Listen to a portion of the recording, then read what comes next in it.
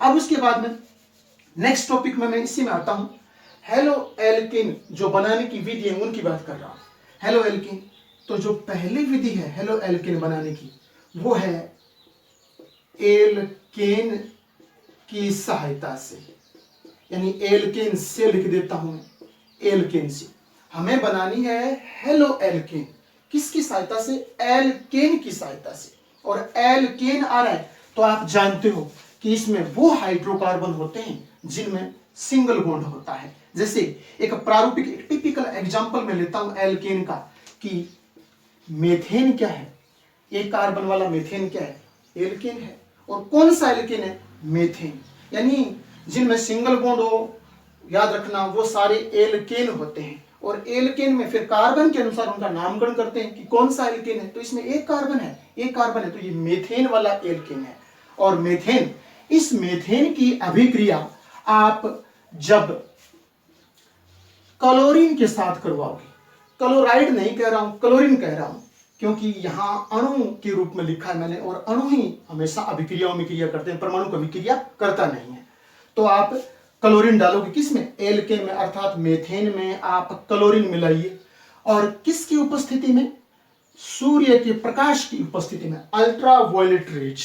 यूं लिख दीजिए, आप हिंदी में लिख दीजिए सूर्य का प्रकाश, अंग्रेजी में लिख दीजिए लाइट, या फिर आप लिख सकते हो एच न्यू फोटोन, या हिंदी में लिख सकते हो फोटोन। तो इनकी उपस्थिति में जब हम मेथेन में और क्लोरीन मिलाते हैं तो याद रखना हेलो एल्केन बनते हैं। और हेलो एल्केन में यहां आप ध्यान देना, कार्बन के साथ 4 हाइड्रोजन लगे हैं, कार्बन के साथ। तो कार्बन के साथ 4 हाइड्रोजन है, एक हाइड्रोजन यहां से हट जाएगा। एक हाइड्रोजन को कौन हटा देगा? ये Cl हटा देगा। क्यों? कि Cl की विद्युत ऋणता हाइड्रोजन से अधिक होती है। तो ये Cl क्या करेगा? एक हाइड्रोजन को यहां से हटा देगा, तो यहां हाइड्रोजन 3 बच जाएंगे, और यहां एक Cl उस हाइड्रोजन के स्थान पर आकर ऐड हो जाएगा। तो CH3Cl, और यहां फिर एक Cl बच गया, और यहां से एक हाइड्रोजन निकला, तो वो यहां प्लस में हो जाएगा, वो यहां बाहर जाकर प्लस में हो जाएगा HCl के रूप में।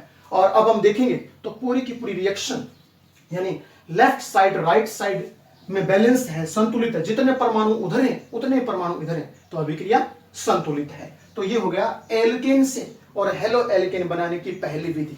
क्या? वो तो मैं आपको नोट्स में बता दूंगा कि आपको कैसे लिखना है।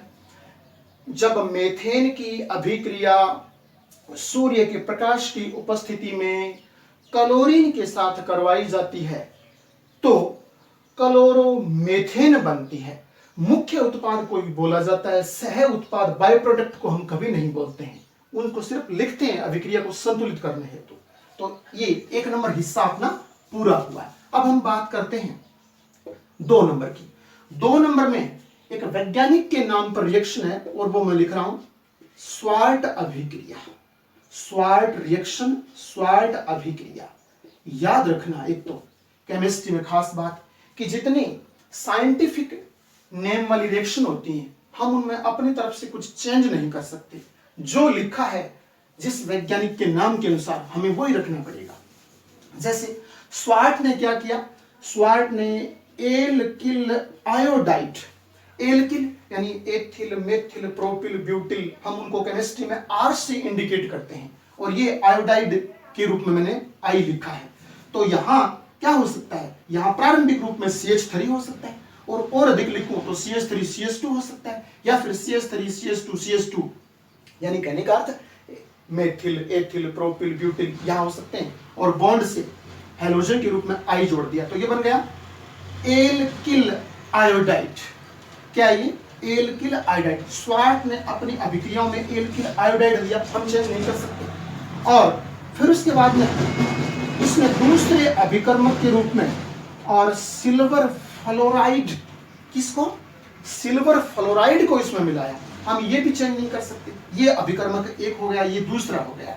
और याद रखना, बिना कुछ मिलाए, कहने का अर्थ एक पात्र में आप एल्किल आयोडाइड ले लीजिए, एक पात्र में आप सिल्वर फ्लोराइड ले लीजिए, दोनों को मिक्स कर दीजिए। आपको ऊपर से कुछ नहीं मिलाना है, कमरे के ताप पर रिएक्शन हो जाएगी, और रिएक्शन हो जाएगी तो उत्पाद में बना देता हूं, फिर समझा देता हूं।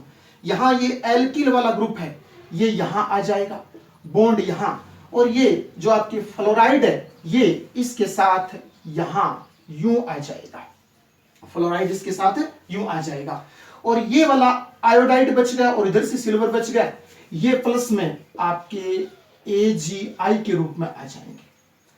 ठीक है ना। और एक खास बात आप केमिस्ट्री में याद रखना हमेशा कि जब दो अभिकर्मकों में अगर एक साइड में कोई धातु हो और एक साइड में हैलोजन हो, तो उस धातु के साथ वो हैलोजन आसानी से क्रिया करके और धात्विक हैलाइड बना लेता है। ये क्या है? ये धात्विक हैलाइड है। ये धातु है, डी ब्लॉक की धातु है, जो Ag है वो सिल्वर है वो, और ये आयोडाइड के रूप में है, तो ये धात्विक हैलाइड है। इस प्रकार से यह विक्रिया पूर्ण हो जाएगी। फिर उसके बाद में नेक्स्ट हम अगली बात करते हैं मोनोकार्बोक्सिलिक अम्लों के सिल्वर लवण से। आप मोनोकार्बोक्सिलिक अम्ल उठाओगे और मोनोकार्बोक्सिलिक अम्ल उठा करके उनके सिल्वर लवण बनाओगे, और फिर सिल्वर लवण से और रिएक्शन आगे होगी। तो मोनोकार्बोक्सिलिक अम्लों के लिखता हूं, मोनोकार्बोक्सिलिक अम्लों के सिल्वर लवण से, याद रखना आप इस प्रकार से।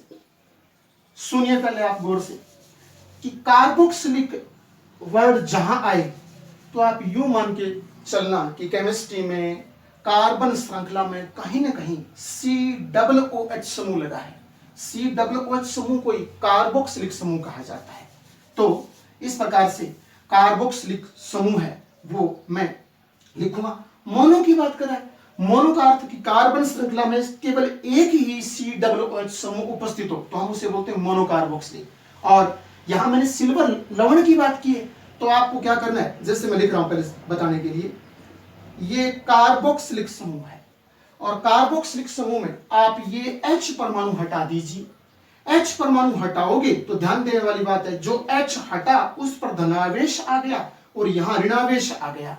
और अब आप इसमें कोई धातु जोड़िए, और आप एक बात जानते हो, सारी की सारी धातुएं धनावेशित होती हैं। सारी की सारी धातुएं क्या होती हैं? धनावेशित। तो धातुएं धनावेशित होती हैं, धनावेशित इस ऋणावेशित भाग के साथ ही संयोग करेगा, तो यहां Ag लग जाएगा, क्योंकि इस पर धनावेश है, इस पर ऋणावेश है। इस प्रकार ये बॉन्ड अब लुप्त हो जाएगा।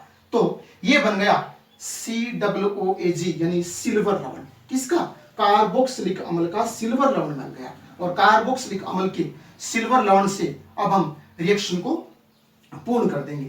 तो एक अपना कहने का अर्थ, मैं यहां बंद को पूरा करने के लिए यहां कोई कार्बन श्रृंखला ऐड कर लेता हूं। कितने कार्बन वाली, यानी कहने का अर्थ मेथिल, एथिल, प्रोपिल, ब्यूटिल, इस कार्बोक्सिलिक समूह के सिल्वर लवण के साथ लगा देता हूं।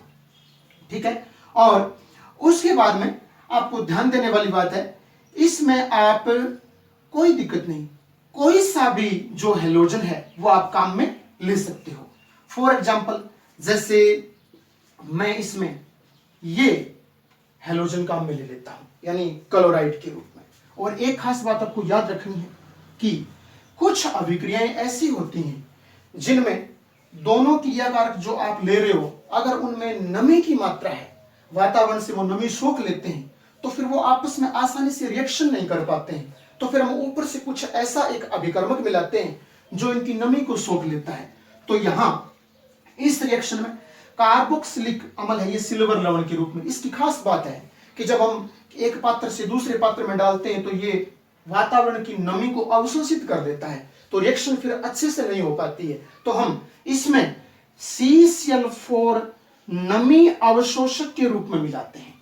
CCl4 द्रव के रूप में होता है, उसकी कुछ बूंदें इन दोनों को आपस में मिलाकर किसी पात्र में फिर ऊपर से इनकी डाल देते हैं, 2-3 बूंदें, तो फिर उसमें जो नमी है वो बाहर निकल जाती है, और फिर इस प्रकार से अभिक्रिया आसानी से संपन्न हो जाती है। अब देखने वाली बात ये है, केमिस्ट्री में बता चुका हूं कि यहां सिल्वर धातु दी हुई है, इधर हैलोजन है।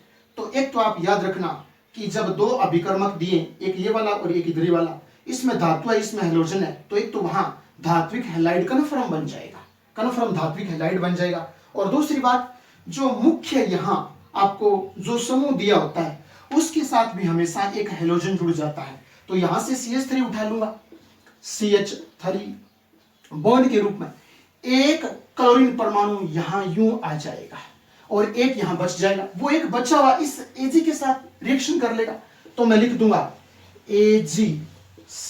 AgCl हमेशा श्वेत कलर का होता है, व्हाइट कलर का होता है। उसके बाद में अब इतना सा ये और बच गया हिस्सा।